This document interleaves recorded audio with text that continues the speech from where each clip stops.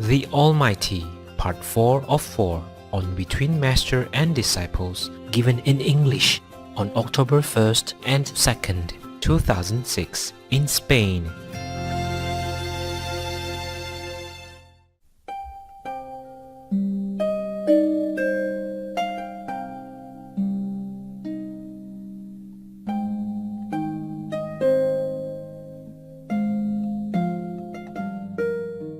So you guys pay attention to this, okay? The body needs food.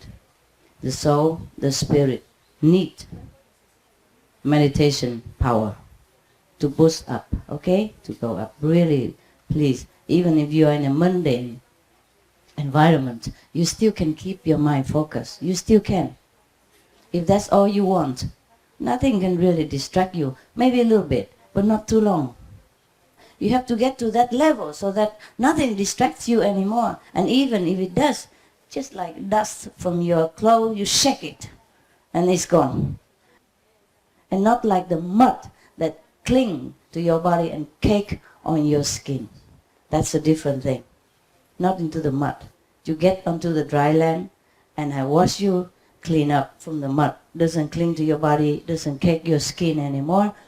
And after a while, even you walk on the road, it might be dusty, yeah, but not like the mud, okay? So get out on the dry lane first and just walk on the dry lane. And even though you're a little dusty, very easy. Even 5 minutes meditation, go on, yeah? Okay?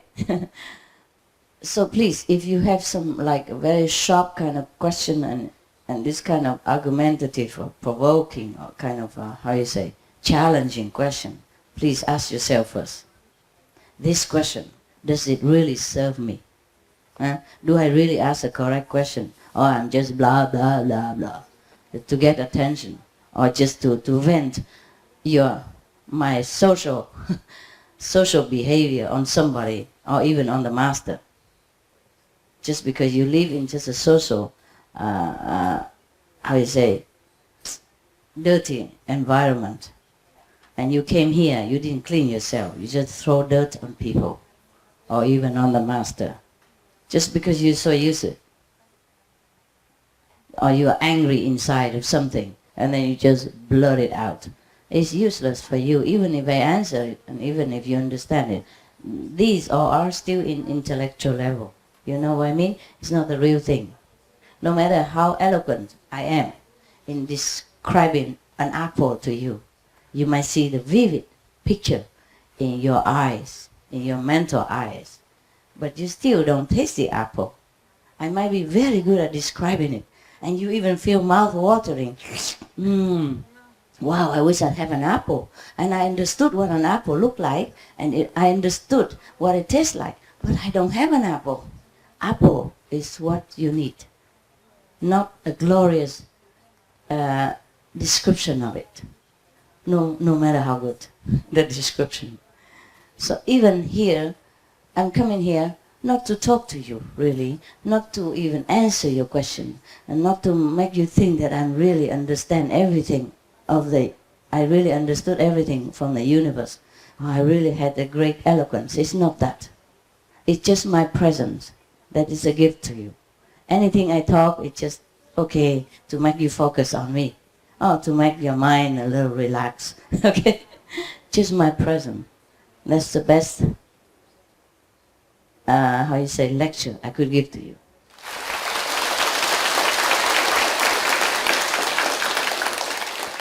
Of course, I'm here. You like me to talk. That's why I told you nonsense, all nonsense. Because according to me, they're also nonsense. Whatever I say is nonsense. It's like entertainment for your mind. But for the soul, you have different entertainment, deeper, better, truly awaken you, shake you up, shake the dirt out of your being. That is, if you have any being to shake it. What I mean is the dirt from your mind. So that he can let your soul free. Because the mind, is the concept of the mind, is the trouble of the mind that keep the soul bound. Otherwise, nothing can bound the soul. The soul wants to use the mind and the body to experiment whatever around here. But if the mind and the body is not on a very cooperative mood or not on a very high level, so we just keep relying on those information and binding together. And that's how you're not liberated. It's just the mind that's the problem. So when you meditate well, deep, you fly away from the mind for that moment. That's why you experience deep happiness, which you cannot describe anyway. The moment that you suddenly lift up in samadhi, that is just something extraordinary. And if you do that anytime, any day, then the soul will be so used to, again, the freedom. Like when he sleeps. When we sleep because the soul is tired, want to get out, and at that time he's free. But daytime he had to follow the mind to see what's going on, to try to direct the mind. But the mind keep feeding wrong information. So if you meditate, you know how to get out of the mind and don't need it. Okay? And just look, the soul will look at it. The soul by himself or herself. Then can direct the mind more correctly what to do. Instead of rely on the wrong information or even right information, fitting by the mind. Yeah? The soul is very gentle, very beautiful. The soul doesn't understand the complication, the filthiness of the world. But that's why the mind is good. The mind keeps feeding information, the soul believes it. So it's better the soul get out of the mind and direct instead of following the mind. Because if follow the mind, also cannot direct well. Okay, so the soul has to be out. Like the master, the driver, cannot just follow the steering wheel. When the steering wheel is wrong, it is steer by itself. Then it's bad. Huh? The driver has to steer the steering wheel. Okay, these are human language. I'm so frustrated. I'm frustrated because I don't know how to talk anymore. I used to be more eloquent, right? Let's face it, really. No? Don't you feel the difference? I do. I do. No. I remember when I was, when I first came out, I only used the second level talk most of the time. And I was very eloquent. I remember whoever asked any question, nobody can argue with me. But right now if you argue with me, maybe I'm stunned. I say, oh, what is that? Yeah, really. I do know the difference. Maybe you don't. Yeah? Maybe you don't. Maybe right now if you ask me many of those stupid questions, I don't know how to answer anymore. Probably you will win. So try it and to feel good, just to feel good that you win. Okay? I really don't have that eloquence that I used to have. But you don't feel it? No? No? Different eloquence. Oh, I guess. Okay. That's good. Good idea. Yeah, it's true. Because I don't talk about those argumentative second level talk anymore. So if you ask me those questions, I probably, I notice it myself only. Maybe you don't know it because you don't ask such question much anymore, except a couple yesterday. And you can see I don't really answer well. I notice it myself because most of the time now you don't ask these questions anymore, so you don't notice it, yeah? But when I go outside, the outside people, they ask the kind of question that you used to ask before, or other people used to ask before, and I don't know how to answer. I just, I don't think anymore in that direction. I just, what? I don't even feel tired. I don't know why I can't answer it. I just shut and show and answer the way outside people just say anything just to, to get away with it. That's it. It's not the way I fiercely and, enthusiastically, try to convince the people by my power of talk. I wasn't even enthusiastic anymore. Even if I want to, I just stand there I just kind of stunned. Why does he ask this question? That's probably most of the time I ask like that.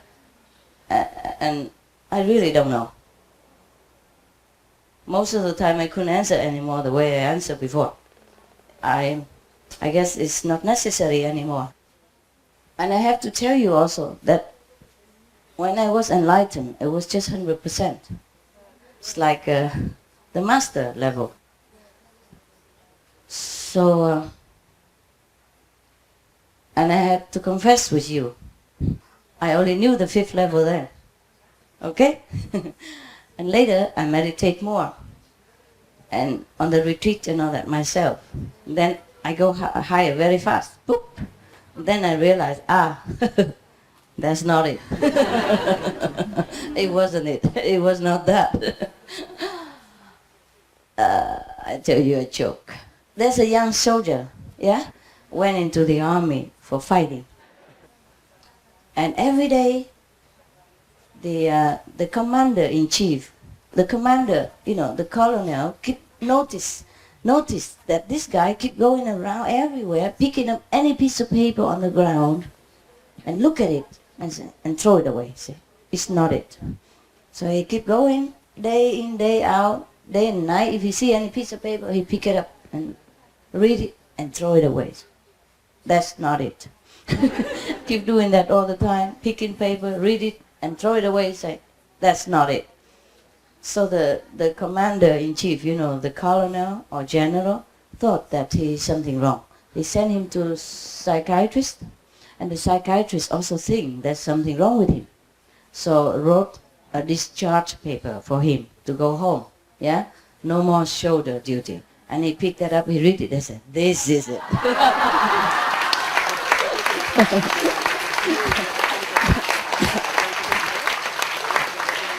Yeah.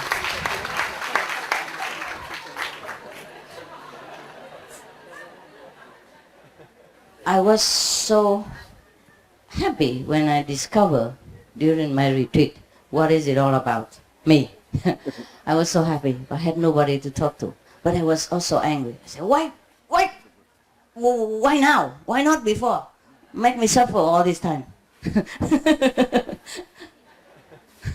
All this illusion and all this nonsense. And then, of course, then I know, if I realize what I did, I probably won't go out and talk. I couldn't even talk. I couldn't be eloquent the way it was. I couldn't have that, how you say, low-level eloquence to deal with a low level at that time. Yeah, then it's okay too. But it was, it was a little bit, happy and frustrated at the same time. Nevertheless, I forgot it already. I forgot what it was. Okay, so I'm still your master. It's the same, same like before. Yeah, but not the same. The same, but not the same. For example, even on the 5th level, you sometimes still wonder, am I? You understand what I mean? Even you guys, even if sometimes you get to the 5th level, or if I say you are on the 5th level, you still have a little wondering. Yeah? After that, no more. That's why the master yesterday, I told you, no, the day before, everybody tell him he'd die. Horribly, if he keep telling them. He still say it, because there's no other thing he can say. He tell the truth, because he realize it. There's nothing can shake it. No doubt, no question, no nada. Nothing anymore. So he just have to proclaim what he is. You understand? Moreover, he knew that he has to die for the people. That's the only way he can teach them. He can cleanse them. That's what he thought at that time.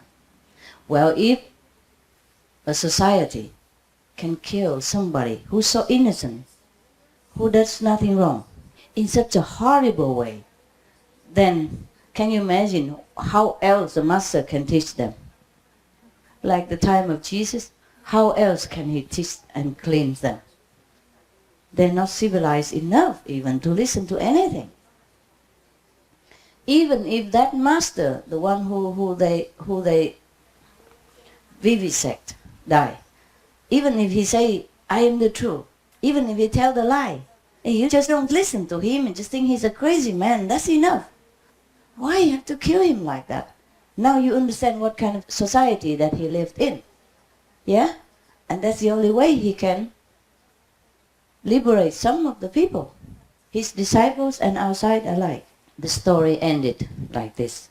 Remember the story? It's so horrible that after I read it, I throw the book away. I don't even want to even know about it. But then, I don't know, I pick it back.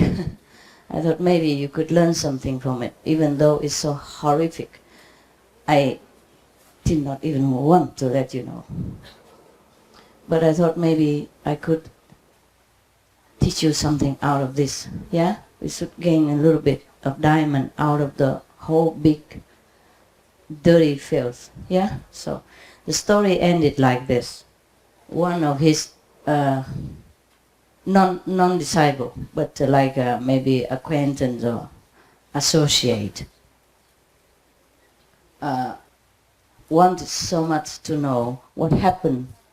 Okay, he knows that the master say that, of course, the one who follows him will be liberated, yeah, and blessed. So he wanted to know so much about the people who persecuted him. What happened to them? So the master appear in the dream or in a vision and tell him. I think he wasn't initiated person, but kind of contact inside or admire him. I wasn't sure if that master ever initiated anybody. Maybe some people follow him only. Because at that time there were many other masters, yeah, who are more openly teaching, because they teach according to the government line and don't proclaim anything. Maybe they were not even, they did not reach that level, so they could not claim anything. Okay, never mind. Let's finish the story first. So he wanted that acquaintance of the deceased master, the persecuted master, want to know what happened to the people who persecute him.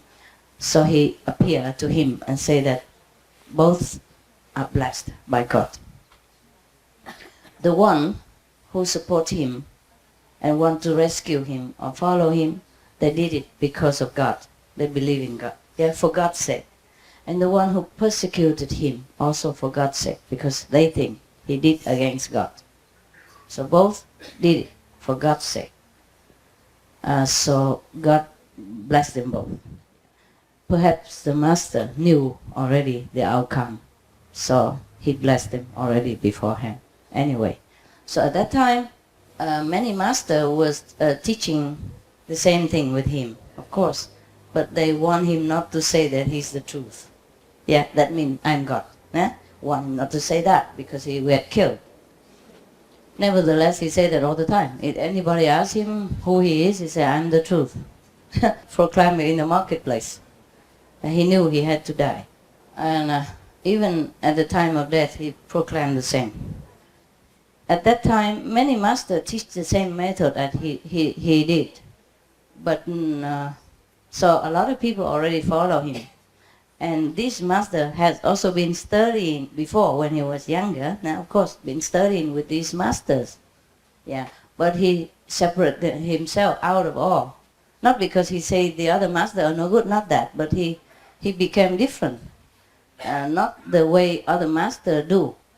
Like most of the master, for example, in India nowadays even, if the master come out, like a successor of some great already famous master, so that the tradition is this.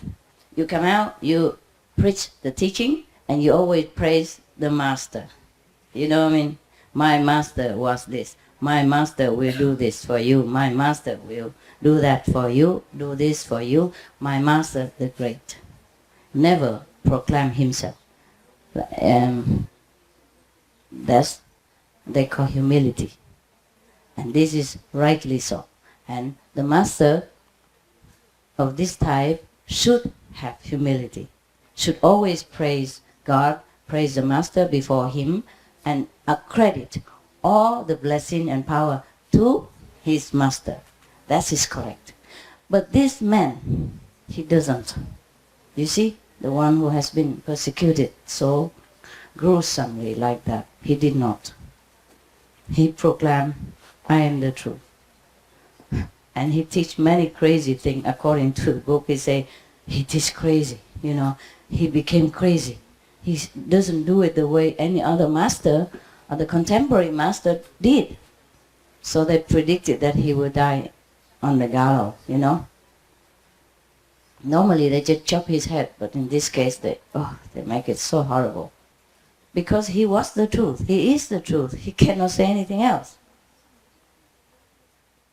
And the more they force him to say otherwise, the more he proclaimed that I am the truth. What would you say if you know who you are? Huh? If you know you're a doctor, you graduated, wouldn't you say, yes, I am a doctor. I'm a surgeon. Certified surgeon. I'll say graduated. I'm a doctor, surgeon. No? Wouldn't you say that? Or I'm a dentist, yeah? Or I'm a professor. Or I am a PhD. Whatever you are, you say it. No matter how many people say you are not, can you be convinced that you are not? You know it yourself. Oh my God, I am a doctor. So other people who don't know you don't even see the certificate. Even if you cannot prove it because you left your certificate at home in a safe box. But you say, I'm a doctor. And say, no, you're not. You're just lying. No, I am. I'm not lying. I'm a doctor. I am a doctor. You know what I mean? The more they say you're lying, the more you say, no, I'm not lying. It's true, I'm a doctor. For God's sake, I am a doctor. Yeah? Even you cannot prove it because you might be traveling far and you don't just take your doctor's certificate everywhere with you, do you? No, huh? Some of you here are doctors, but you don't carry it in your pocket all the time. So the people who know her here or him here know, okay, of course if he says he's a doctor, he's a doctor. And he and then let him treat us. And then we know more and more the way he treats us, we know that, okay, nobody even doubts him because we all know and trust him. But the people outside, suppose he go on the street and say he's a doctor, people might believe, maybe not, until he's in action, or maybe they don't even let him treat, If even language is not even, not the same language. For example, an English doctor here come out and talk to some Spanish peasant outside and say he's a doctor, maybe difficult to convince. You know what I mean? You can't explain it. So he won't let you treat him. Yeah? Don't touch me. I don't know who you are. For example, like that. Huh? And maybe even say that he tell lie or whatever because maybe he don't look like a doctor. Maybe he's on holiday now, he grow a big beard like this, and his hair will grow long because he's so fed up with shaving every day. So on holiday he just let loose. And by the way, you see some people sick or in emergency need, he want to treat him. You see what I mean? Want to help him, but maybe they don't believe him. Because he doesn't look like a doctor. The doctor I see in the hospital, well-shaven and with a white coat. You don't have even a white coat. And your beard looks so long. And your hair looks so matted, It doesn't look like a doctor. Yeah, something like that. But nevertheless, he is. And he cannot proclaim otherwise. No matter how people tell him to. Yeah? Now you understand? Maybe. Okay, let you go eat. I love you anyway.